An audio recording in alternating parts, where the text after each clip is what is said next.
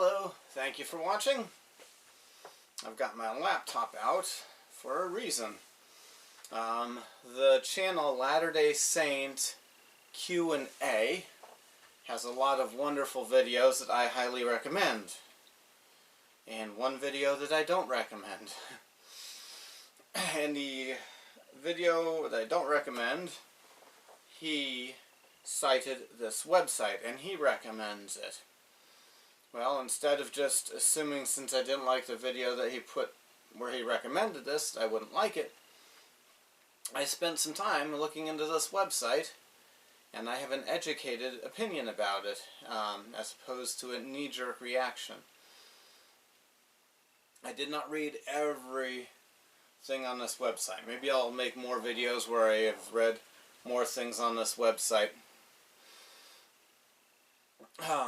The video in question is one where Latter-day Saint Q&A was pointing out there's not a battle or a conflict between good science and true religion. But then he cites people who were calling things science that are not science. So if you go to this website here, the name of the website is Science Meets Religion. That is, it's .org. It really should be named One Religion Bows Down to the Other Religion, and people try to hold to two religions. Here's their description of their website. The objective of this website is to collect high-quality, authoritative information on topics in the arena of science and religion, and to present this information in a rigorous, intellectually honest, well-documented, and non-partisan manner. Topics include evolution, creationism, intelligent design, physics, cosmology, philosophy, theology, biblical scholarship, and social issues, organized into more than 80 separate articles, not including an additional 100+ articles in the blog. These articles are updated periodically as new research results and scholarship become available. Detailed references are given in all cases with web links where available, and all references are listed in an extensive bibliography. There is an extensive bibliography. I clicked on their bibliography. And at the top of the web page breaks it down into subdivisions. There's blog. There is Q&A evolution, where there are several articles. Philosophy, several articles. Physics, several articles. Theology, several articles. LDS, so I guess, as far as I can tell, this website is run by people who are members of my church. Now, Harmony. If you click on Harmony, you get one lonely little article. And so this one, I was reading it yesterday, and wow, it got my blood boiling. I already had a headache yesterday. My time, when I had some time to get to a weight room, for some reason triggered a headache, and this did not help the headache. So I'm going to look through this. This was copyrighted in 2019, but I'm not violating the copyright because there's a principle of fair use where you get to quote someone if you're going to denounce them or compliment them, as long as you're not only quoting them. And you got some bad logic in here. He lies in here. He misrepresents other people, and that should not be done, misrepresenting. Last updated March 31st, 2019 by David H. Bailey. Alright, introduction. The progress of modern science over the past few decades is nothing short of astounding. Just in the past 50 years, science has unlocked a code of life, read the complete DNA of many organisms, traced the history of the known universe back to nearly the Big Bang, and discovered a set of mathematical laws to explain at a fundamental level virtually all physical phenomenon with remarkable precision. Intriguing discoveries such as the detection of the Higgs boson and extraterrestrial Earth-like planets are... Yep. So, science has made great progress. Yes, true, science has made great progress. But in this article, he calls evolutionism science. And this Big Bang cosmology. That's not worthy to be called science. That has absolutely nothing to do with the veterinarians today that are fixing my dog's teeth and getting his infection taken care of. Getting him taken care of. That bacteria will always be bacteria that they're trying to kill off inside of my dog. If evolutionism affected what they did, then they would have some machine guns ready for when it turned into an elephant. But bacteria always has ever been documented becoming another bacteria. And there have been some experiments that have gone like 60,000 generations. And they're still bacteria. They did not become an ant. Alright. So some things have, but yeah. There's a logical fallacy of equivocation that he does in this article. Well, you appreciate your cell phone that science gave you, then you have to appreciate this other thing I call science. But what if it's not science? You don't have to believe this thing because of this thing if there's a difference between them. Yeah, science, he gives it credit for being in all of our modern world technologies, agriculture that grows us enough food to feed the increasing human population. Yes, science does that.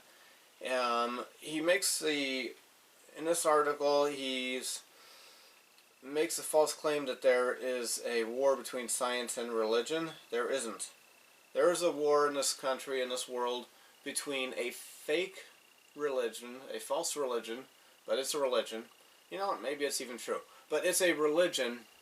I know it's not true because I've got the truth. But there is a religion that lies about whether it's a religion and is taught in science classrooms. And uses corrupt judges to force its way into science classrooms instead of using the scientific method to prove itself, to prove that it belongs there.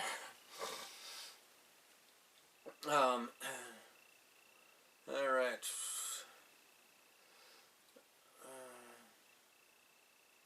The miracles of modern science are all around us, obvious for everyone to see, thus any movement that attempts to oppose the progress of modern science is digging a pit for itself.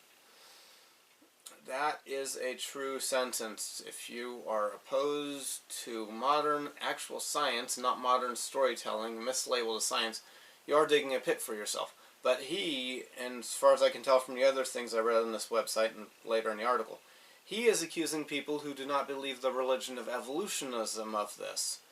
And no, that's a ridiculous thing to say. False equivocation. You like your car moving you around? You have to believe that in the past the bacteria became something that's not a bacteria. No, those are different. Okay, he wrote a paragraph praising religion, but I think he overdid it.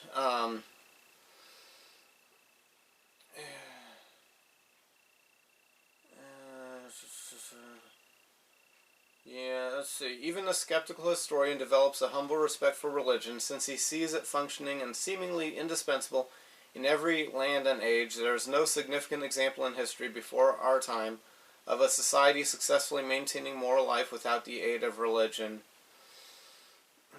Thus, any movement that attempts to oppose modern humanistic religion is digging a pit for itself. No. There are wrong religions, crazy religions. He's calling for people that disagree with religions to not talk about it, and I disagree with him on that, and you're not digging a pit for yourself. if you want women to be free to choose if they'll get married or not to be forced to have only their eyes showing in over 100 degrees of heat. That was a quote from somebody named Durant that wrote in 1968. It was on page 43 and 51 of Durant's book.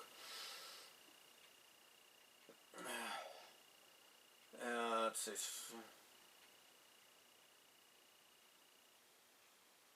Yeah, okay. He quotes a quote from the National Academy of Sciences. Science and religion are based on different aspects of human experience. In science, explanations must be based on evidence drawn from examining the natural world. Religious faith, in contrast, typically involves supernatural forces or entities because they are not a part of nature. Supernatural entities cannot be investigated by science. In this sense, science and religion are separate and address aspects of human understanding in different ways. Attempts to pit science and religion against each other create controversy where none needs to exist. Okay, pitting true science and true religion against each other is a bad idea. But they don't conflict because they're both trying to find the truth. True science and true religion. But supernatural entities cannot be investigated. But if what we have is a result of those entities, there's nothing wrong, unscientific, with saying there must be something supernatural making this because naturally it doesn't happen. And so I strongly disagree with that quote, which this author apparently loves, or this author agrees with. Alright. Next section of this essay, the war between science and religion.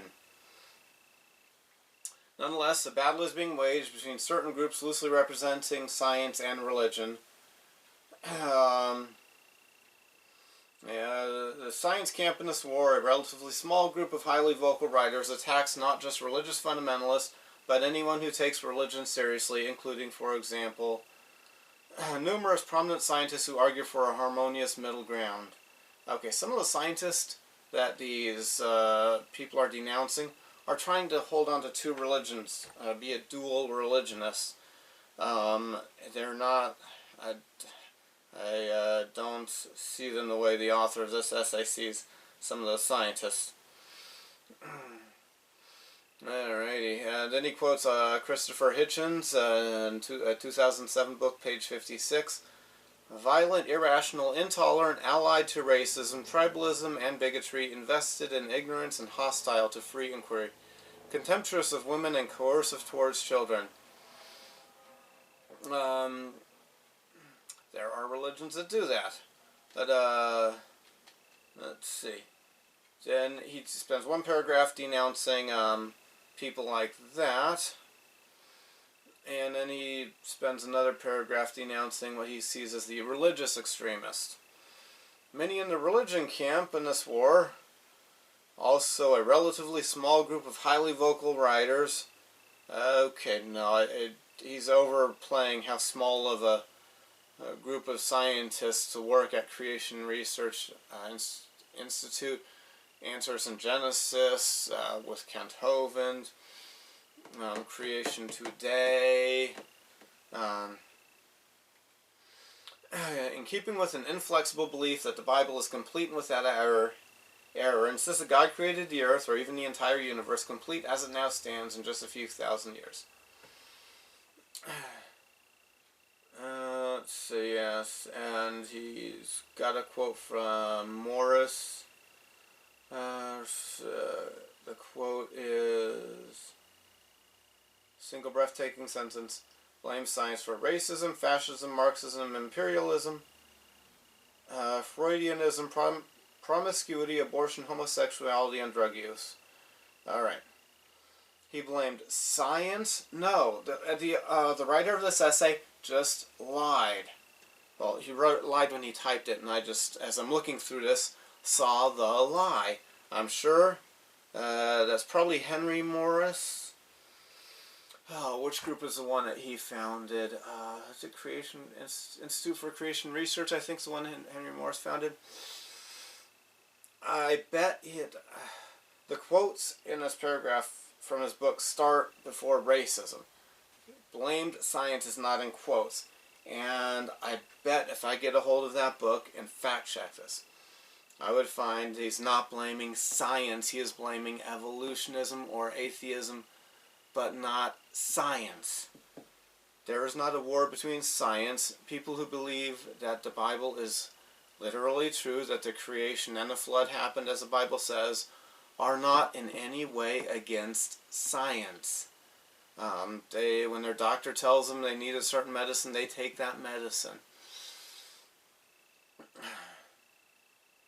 Let's see, so he quotes some prominent scientists and theologians on the war. One is Francisco J. Ayala, American biologist, Dominican priest, winner of the Templeton Prize. Scientific knowledge cannot contradict religious beliefs because science has nothing definitive to say for or against religious inspiration, religious realities, or religious values.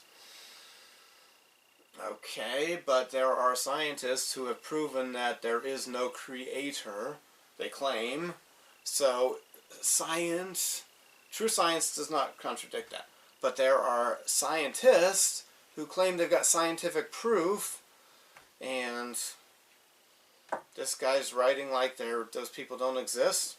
Francis Collins, director of the U.S. National Institutes of Health, former director of the Human Genome Project. In my view, there is no conflict in being a rigorous scientist and a person who believes in God, who takes personal interest in each of us. And any prominent religious person I can think of that I've watched, Ken Ham, Kent Hovind, scientists at the Institutes for Creation Research, at the Discovery Institute, who do not disagree with that sentence. Science's domain is to explore nature. God's domain is in the spiritual world, a realm not possible to explore with the tools and language of science. Alright, but Francis Collins, what I would ask him if I were here talking to him, after he said that, I would say, but what if the natural world could not create itself? There's zero evidence, and actually evidence that it falls apart and deteriorates. That would prove a supernatural creator. So science does have the ability to show, true science, that there must be a creator. Stephen Jay Gould, prominent paleontologist and evolutionary biologist. Science tries to document the factual character of the natural world and to develop theories that coordinate and explain these facts. Religion, on the other hand, operates in the equally important but utterly different realm of human purposes, meanings, and values. Subjects that the factual domain of science might illuminate but can never resolve. Okay, true science deals with trying to understand things by the scientific method, I say, but so natural character, theories that coordinate, yeah. But what he says about religion, well, what meaning and value can there be if this was not created and there's not good reason or evidence to say that this was created? I would not get meaning out of a religion. I'm confused by people who are atheistic evolutionist. Is there a difference? How can you say God is too weak and stupid and powerless to actually make something, and he does it so slowly that the people that say he doesn't exist, that you quote their story and then try to squeeze him in where he doesn't fit. He doesn't fit into their story. How can you worship some powerless, stupid being like that? How can you find meaning in life if a powerless, stupid being did that, and could he really do anything amazing for our salvation or giving us a great next world if he couldn't get this one together in a way that was powerful? Okay, Kenneth Miller, prominent biologist, author, and a Roman Catholic, which means he is a Christian. Anyone who says otherwise is an extreme butthead. Catholics are Christians. I think that faith and reason are both gifts from God, and if God is real, then faith and reason should complement each other rather than be in conflict. I think by revealing a world that is infinitely more complex and infinitely more varied and creative than we had ever believed before, in a way it deepens our faith and our appreciation for the author of that nature, the author of the revealed universe, and to people of faith, that author is God.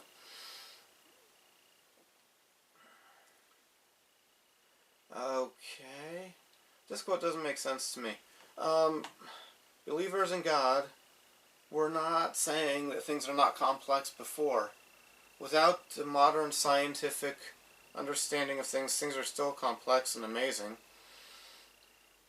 The stars are amazing even before we get scientists calculating how far away they are, and the scientists are probably really close to accurate, close enough that we should quote them about how far away the stars are. But it deepens our faith and our appreciation. Okay. True science does deepen it. Yes, when we learn amazing things, learn about the planets and the stars. That does. But I'm worried he is meaning, and this limited quote I don't know, but I'm worried he is meaning not science, but evolutionism. And I don't see how that could deepen anyone's faith or bring me in awe of God. John Polkinghorne, British theologian, physicist, and Anglican priest. Science and theology share one fundamental aim, which will always make them worthy of the attention of those imbued with intellectual integrity and the desire to understand. In their different ways and in their different domains, each is concerned with the search for truth. In itself, that is sufficient to guarantee that there will continue to be a fruitful, developing dialogue between them. I agree with everything he said there, but evolutionism has nothing to do with science. It does not follow the scientific method, and it's not really searching for truth. And so, if he meant that, he's wrong. If he didn't mean that, then he's got a good point here. And then he quotes a pope. The Bible itself speaks to us of the origin of the universe and its makeup, not in order to provide us with a scientific treatise, but in order to state the correct relationships of man with God and with the universe. Okay. But if the universe was not created by God and just happened, and the planets created themselves without God, then that does not help me to have a relationship with God.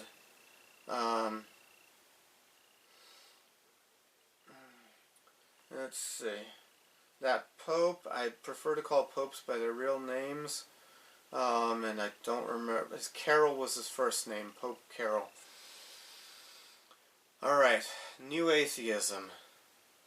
I can disagree with somebody, but still defend them from a false accusation. I disagree with the New Atheists, Richard Dawkins, Christopher Hitchens, Sam Harris. Well, sometimes there's four that are really prominent. They're called the four. Is it Daniel Dennett, the fourth one they most commonly cite? But he does not give them a fair shake in this essay.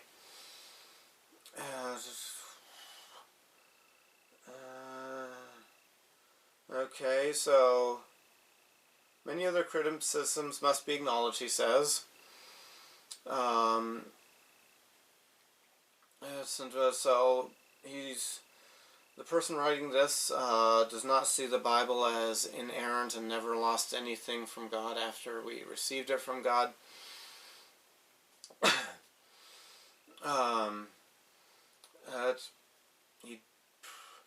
He There have been wars throughout world history that were in the name of religion, and but he could have pushed back against that and pointing out there have been wars that weren't. But still, maybe the wars that were because of a religion conquering were because of a false religion, and there's a true religion out there. There's some food for thought for you. Okay, he claims some miracles of the past have other explanations, but so he's giving them more credit than they deserve on those things.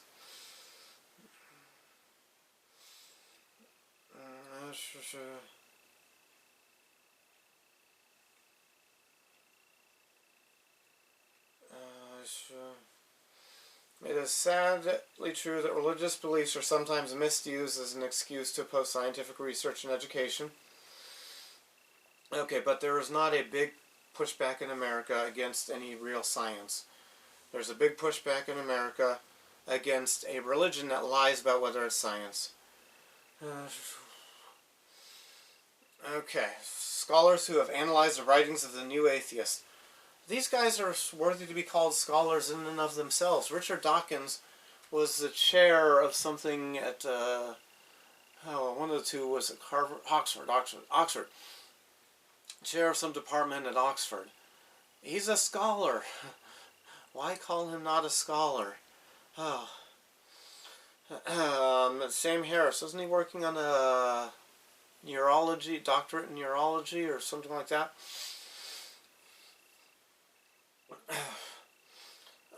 And if Christopher Hitchens read a lot of books and he counts as a scholar in an honest person's mind, how can you say they're not scholars, or the scholars disagree with them?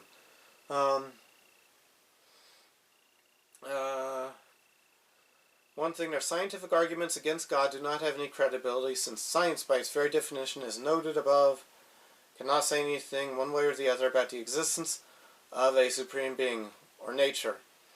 No, science can prove that there is an intelligent designer, that things could not happen naturally, that naturally things deteriorate and do not get better and do not create. And science can prove that. Since science can prove that, then that proves a creator. So this essay is wrong on that. But I guess he's wanting them to shut up about God. I don't want them to shut up about God. Let them have their opinion and speak it. And let's not use ad hominem attacks to shut them up. Or appeal to authority or other logical fallacies to shut them up.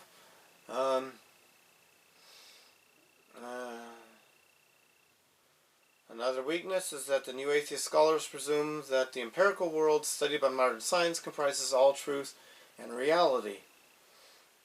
Okay. Any truth and reality is not going to conflict with other truth and reality. And true religion and true science are both looking for the truth, so they will not conflict. But there can be things. True science is not going to go against true religion, and this thing seems to tell me that I can have a religion that disagrees with true science and not be troubled by it. No, I invite you to be troubled if your religion teaches you these things that are unscientific. And by unscientific, I mean against things that really have been proven true and have been found by the scientific method, and not just things scientists say.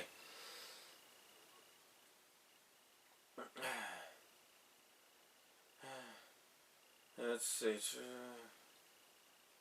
Yeah, okay, if nothing else, the blustery style of these writers, painting a broad spectrum of opponents with the same black brush, is unbecoming of serious scholarship. If any of these writers were to use this sort of polemic rhetoric in a scientific paper, it would be immediately rejected for that reason alone. So you don't like their tone, and you're going to say, well, reject them? That's bad logic. The tone. So what about their tone? Pay attention to what they say. Refute it if they've got bad logic. Don't believe it if it's bad. But the tone. Man, this guy's making me think about buying one of their books, if they're that, if the only thing you can say about them is their tone,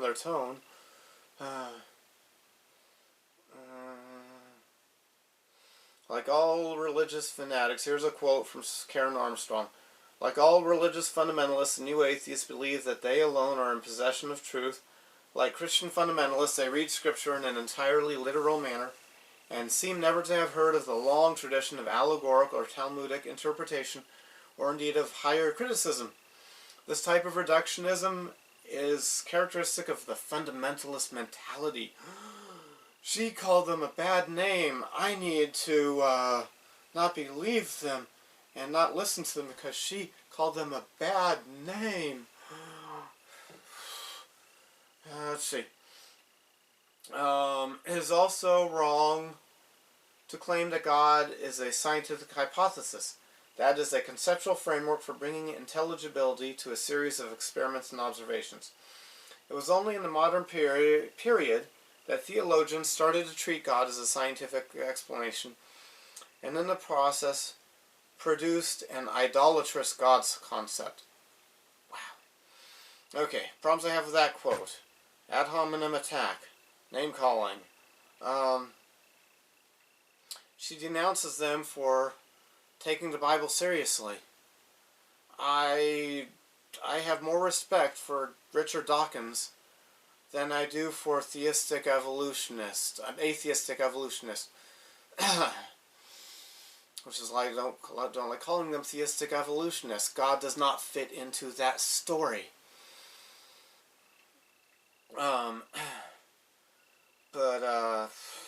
So what's wrong with them saying what they think is wrong with a book that claims to be telling a story of the actual history? I don't see how an honest person can see poeticism in the beginning chapters of Genesis. I don't see it there. Now, my religion has a unique look on that. Maybe I should make a video just about that. Now, another quote here that I'm probably going to get mad about again. Let's see. More importantly, atheist literature... okay, he's got a quote from Nicholas Kristof, who is pointing out how much good religious people do.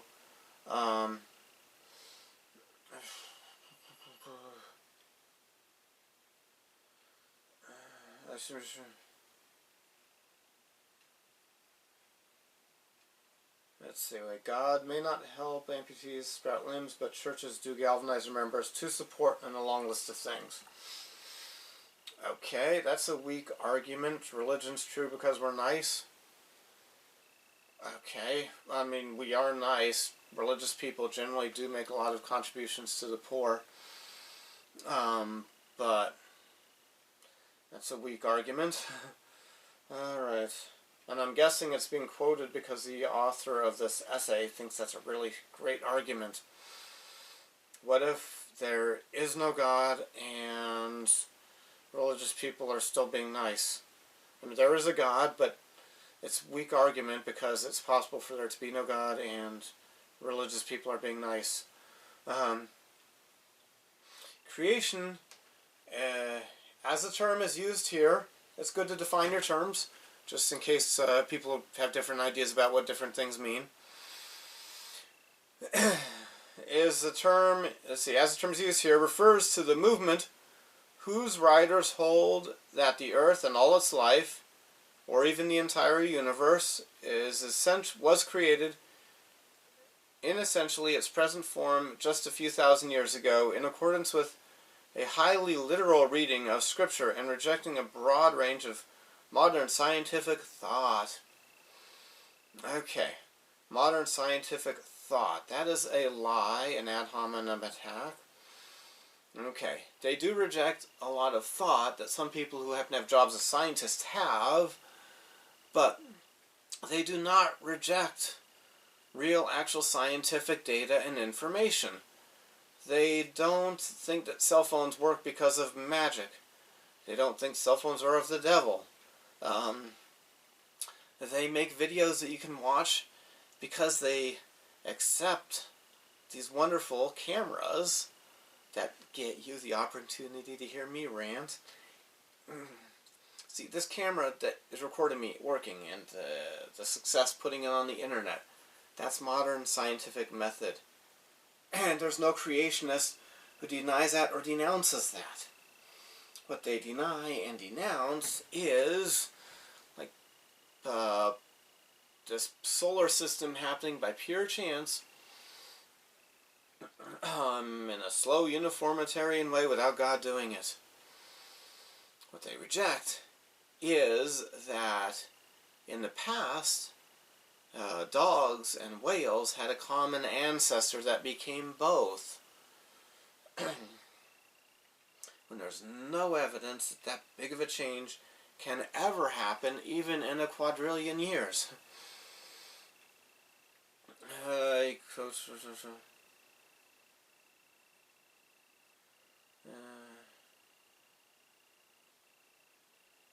Yes, okay, he gives a definition for intelligent design.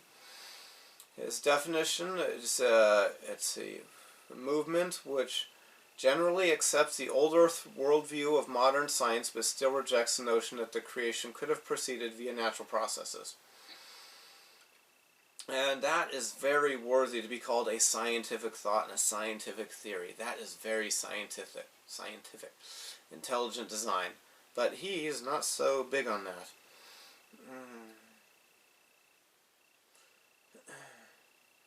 Yeah, let's see. Oh boy, he quotes Carl Sagan. Extraordinary claims require extraordinary evidence. Yeah, intelligent design does not make an extraordinary claim, but by quoting Carl Sagan here, the author of this essay is accusing intelligent design of making extraordinary claims. No, intelligent design is not making extraordinary claims. Actually, the atheist creation model, that is making extraordinary claims. Okay, then he cites radiometric dating and says the young Earth creationist worldview is no more tenable than the ancient view the sun, planets, and stars are only a few miles above the Earth. Okay. And then he says evolution is much more than a theory. DNA all but screams common ancestry. Wow. No, it doesn't. Okay. How can somebody think like this? Whoever wrote this does not deserve to be called somebody who believes in God if he's going to that easily give up on the idea of a creator and accept that bad logic. Okay, radiometric dating hasn't proved anything. Because several things. One, actually radiometric dating has disproved the old age of the Earth because there is carbon-14 in diamonds. Carbon-14 won't last more than 50,000 years. Maybe you stretch that to 100,000 years. If there's anything in a diamond, it is not billions of years old. It's not hundreds of thousands of years old if there's any carbon-14 in a diamond. And carbon-14 is in diamonds. But carbon-14 dates do not prove what he's claiming here. Just in case somebody's yelling at their computer now. But carbon-14 dates give us dates older than... Hello. Might be a veterinarian. Hello? Okay, what's happening?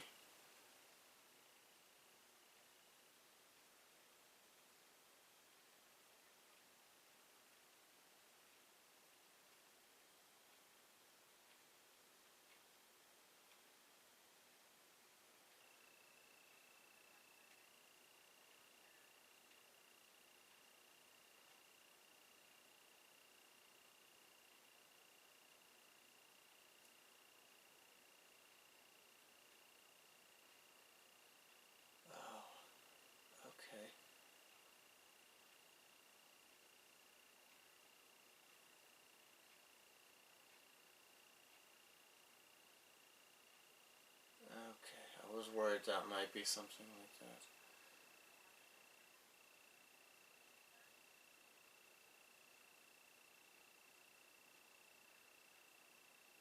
I understand he wasn't cooperative.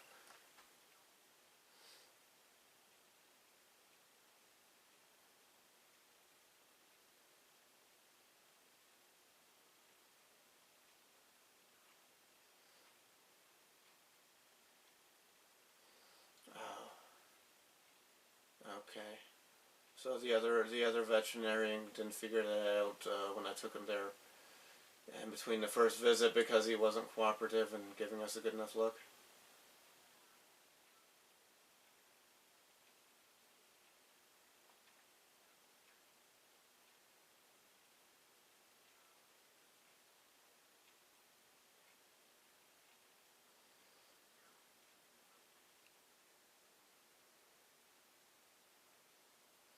Uh-huh.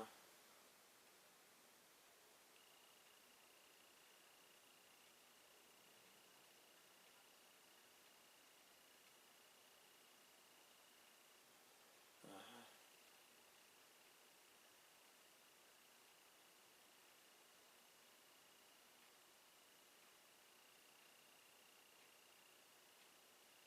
Okay.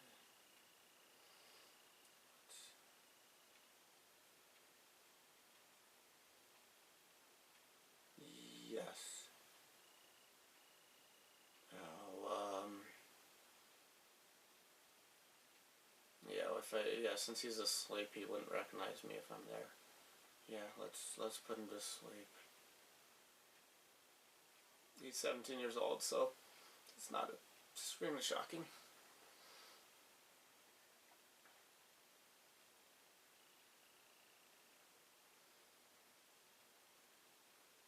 Yeah.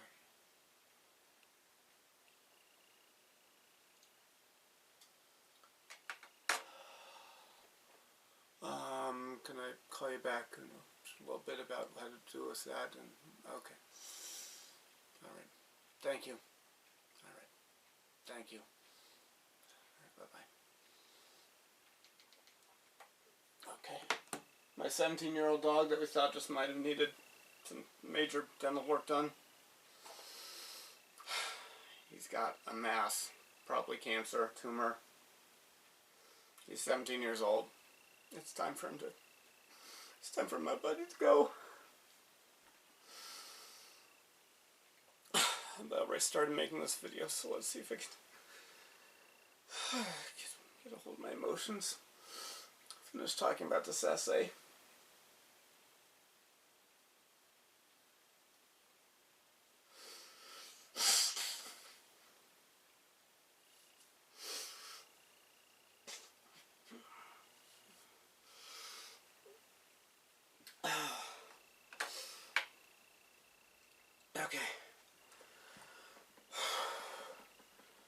Okay, now, DNA. Does it scream common ancestry between the species? Heck no! You know, the DNA, there could be common ancestry. If there was common ancestry, there would be DNA similarities. But, if you're claiming you've got something proven, then that means you're claiming that the other possibilities are not possibilities. So, if it screams common ancestry, you're saying there's no way for a creator to create things with common parts. And that is really bad logic. That's ridiculous. I would like to ask the writer of this essay if different vehicles evolved one from the other because their wheels are all the same. The spark plugs are the same. The Toyota cars, the Ford cars, they're very similar. That proves there is no factory, no designer, according to his logic. If he's consistent with his logic, then he will argue that there are no car factories, that the Ford factory has never been proven. Because common parts. Now a creator can use common parts because he can. A Creator can use common parts because you need to get the same things done. See, there really are Ford factories. The wheels on the Ford and the Toyota and the Honda have something in common, but that does not disprove. That doesn't prove an evolution or a lack of a creator. That means the creator of those vehicles needed something that met a goal. Wheel, round wheel, best way to meet that goal. That's what's in there. So, we got bones. Other animals have bones. Yeah, it does the same thing. Same number of bones. Well, my arm does, the bat's wing does this. That's why. Not because it's not proof of a common ancestor. It's a common designer. Let's see. So I'm really disturbed by somebody who claims to believe in God, but doesn't. Another reason for common parts. When we're talking about life, that means we can eat each other. If the cows were made out of lead, and the ducks were made out of plutonium, and the fruit trees were made out of silicone, then I wouldn't be able to eat anything and I'd starve to death. That's why there's some common DNA and common proteins, is so we can eat each other. Well, not humans eat each other, but so the Creator designed it so there were things on this earth I can eat.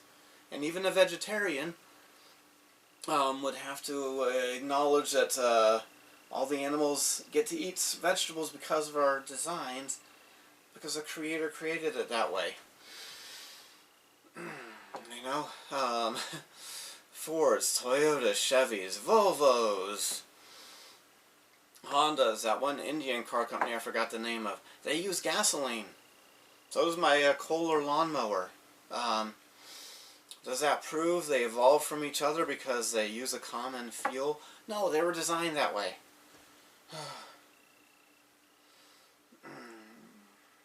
Okay. One fundamental difficulty with both creationist and intelligent design can be seen by considering the following thought experiment. Ooh, he gives us a thought experiment. So suppose we get a communication from space that solves a lot of mathematical problems, and is beyond what any human could figure out with current technology. He gives a whole bunch of questions that we could ask about what gave us that information in a hypothetical scenario. Let's see, and after all those hypothetical questions, in other words, virtually all the fundamental questions of existence that have intrigued scientists and theologians alike for centuries would remain unanswered. In this light, the creationist intelligent design approach of merely asserting God did it and resisting deeper investigation is tantamount to thinking stopper. Oh, an ignorance instead of a thirst for knowledge. No. I do not follow, I do not read anything by anyone who does not have a thirst for knowledge. All the big names in creation science now and in the past, they had a thirst for knowledge. Okay. The writer of this essay is violating the principles of the Church of Jesus Christ of Latter-day Saints in at least this one way. We believe thou shalt not bear false witness. He is falsely accusing people of not having a thirst for knowledge just because they're not going to try to be dual religionists like him. And then try to not hold evolution, the religion of evolutionism and their Christianity. Okay. But the creation, okay, anyone that I follow, any of the big names out there in creation science, are not saying they have scientifically proven why.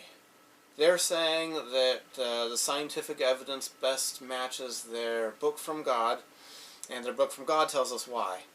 They're not saying God made it, and that scientifically proves. Now some of them say, God made it the way my book says, and that means you should listen to me about God, or my interpretation of the book. But they don't say scientifically. Science proves everything.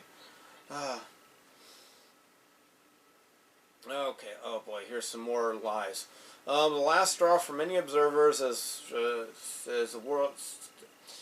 He accuses creationists of saying the world may appear to be very old, governed by natural laws, the product of very long evolutionary development, but this is only because God deliberately created the world to look that way, perhaps as a test of faith. He gives a brief summary of old and new stuff.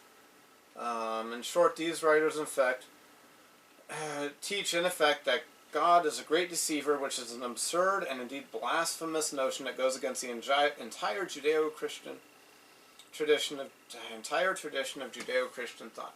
No, you're accusing God of being a deceiver if he wrote a book that says he made it, but then he didn't make it. Okay. Couple things about this. Does the world look old? He's accusing us of saying, he's accusing people who take the Bible more literally of saying it looks old, and then that's accusing God of being a deceiver. Okay. No, that's just accusing God of making it a certain way. If there's somebody who likes an old-fashioned looking house, and they build a house now and it's old-fashioned looking, would you accuse them of being a deceiver because they didn't get the most modern siding options, but they wanted it to look old? No, that's not being a deceiver. That means you like it a certain way. God may have made it looking, but the more common and the more stronger argument by young Earth creationists is not what he quotes here, but, or what he, not quotes in quote marks, but what he is saying they say. But it doesn't look old. You cannot honestly say this Earth looks old because you don't have anything to compare it with. There are things you can say look old. A person. How do you know when a person looks old? Because you have experience seeing people. You know from other reasons than just the way they looked that they were old because they were introduced to you. You talk to them. You're told how old they are. You saw yourself growing older. You saw your children as youngsters. You saw your other young people. And so because of that, you know what old looks like in a person. You can say a person looks old because you've got something to compare. You can say a car looks old because you've seen a brand new car shining at the dealership. If you really like to learn about cars, car history, then you might even recognize that even though its car is really shiny, that is the way that Chevy made the car in the 1950s, or that looks like the 60 or 70 something Cadillac. Even though it's shiny like it's new, you can tell from the shape of it if you know that. You can say something looks old because of that. An animal. Some animals maybe you can't say they look old because you don't have experience with them, but a lot of us have had dogs, or our family has dogs, or our friends have dogs, neighbors have had dogs, and we've seen the cute little puppy, and you know that's a puppy, that's not old. And you saw the dog when it got old and grizzled, and you said, yeah, that's an old dog. So that, you can say looks old, because you got something to compare it with. You can't honestly say that you know this world looks old, or that it looks old because you've got another world to compare it with. Well, yeah, this one looks old, but the other one I walked on yesterday, it didn't look old. No, you can't compare it like that. It doesn't look old. My understanding of the creation story in the Bible is God's letting us know about this creation, meaning this planet for us to live on, and the nearby surrounding things, sun, solar system, for us to live on and to be surrounding us, not the entire universe. So my take on it allows for infinitely old stars and young recent Earth for us to live on. But this guy is bringing up radiometric testing. The other radiometric things, he talked about carbon-14. No, which radiometric things did he talk about? But the radiometric testing they do on rocks, assumes purity at the beginning, and there is absolutely no way for an honest person to say he has certainly had pure uranium, pure lead-238, or whatever this, pure strontium, rubidium. There's no way to honestly say you know that you had purity of those things at the start of the process. Hello. Hi. I don't know, but I'll check when I'm done with the video. Alright, love you, bye.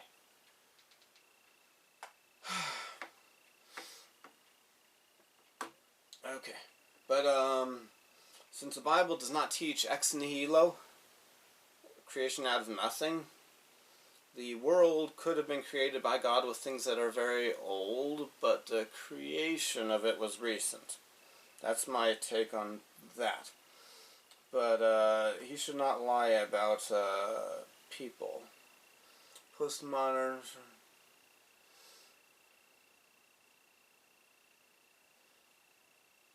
He claims there's people that are post-modern science studies or sociology of scientific knowledge that examine scientific findings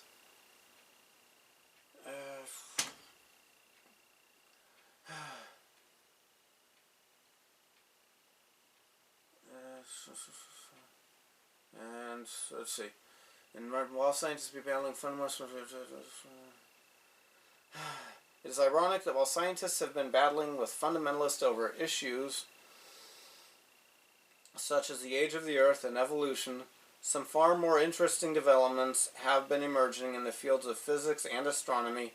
In particular, scientific researchers have noted various cosmic coincidences, suggesting our Earth and universe have been exceedingly and inexplicably fine-tuned to permit the emergence of intelligent life. Okay, he brings up the multiverse theory.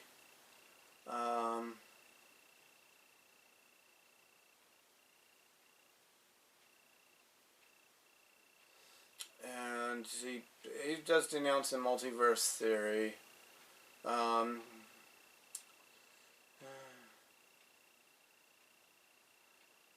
Okay, he does. As intriguing as these ideas are, they still leave many religious-minded persons with a certain emptiness.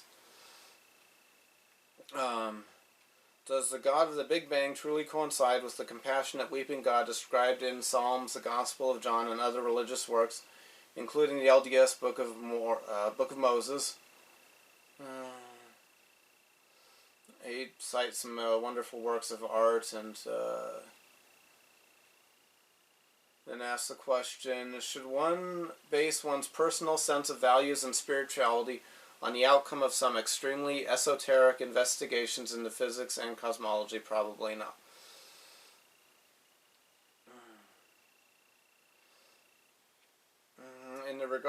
In this regard, lessons from the creationist/intelligent design controversy are clear. Claims that one can prove God via arguments based on apparent design or seemingly inexplicable phenomena in the natural world are likely to disappoint in the long run, and invoking a creator or designer every time unexplained phenomenon arise is a thinking stopper, burying the great questions of science and religion in the inaccessible, inscrutable mind of some transcendent being, at the least in the considerable caution in the order. Alright, did I already get where he uses the God, denounces the God of the gaps?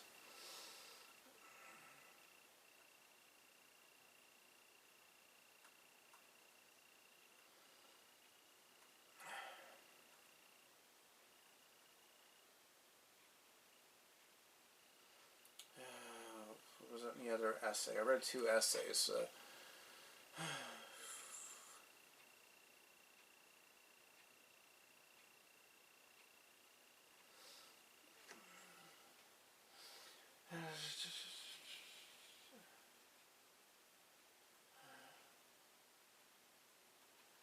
Okay, and the idea of progress.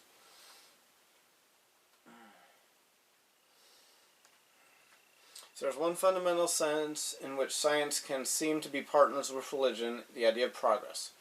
Robert Nesbitt defines the idea of progress as the notion that mankind has advanced in the past from barbarism, and ignorance is now advancing and will continue to advance through the foreseeable future. The idea of progress stands in sharp contrast to the widely held view that modern society is in decline, a view that, upon closer inspection, proves to be highly questionable. Closely connected with the concept of linear, progressive history is that the Judeo-Christian belief that God governs the world based on a system of rational laws. British philosopher Alfred North Whitehead noted that modern science, as it developed in the West, was based on this faith in rationality. Similarly, British-American physicist Paul Davies wonders whether modern science would ever have evolved in the absence of Judeo-Christian theism, without minds prepared by the cultural antecedents of Greek philosophy and monotheism or something similar, and in particular the abstract notion of a system of hidden mathematical laws. Science as we know it may never have emerged. Okay, that's a good paragraph. Our current science, technology, and things does have a background in thought a few hundred years ago that got things started.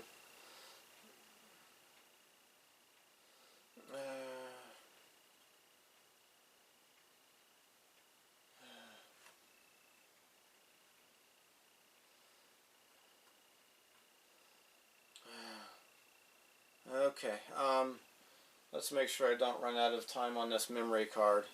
I'm going to stop the video here. Thank you for watching. Thank you for being with me when I found out my old buddy has got a tumor and it's time for him to go. You have a good day, and love your dog. He's going to get old one day, and they die younger than we do.